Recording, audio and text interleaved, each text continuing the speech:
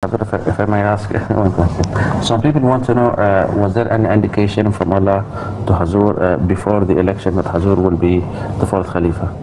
I don't think so, in the sense that there was no indication which made me know exactly what was going to happen to me. But there are certain dreams or visions which had warned me against this. You know, so I interpreted them intentionally in a different way. So as far as a clear prediction is concerned, which said definitely you are going to be this, this never happened.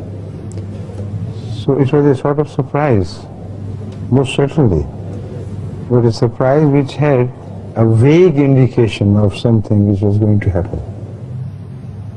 That's exactly the state of affairs. Yes.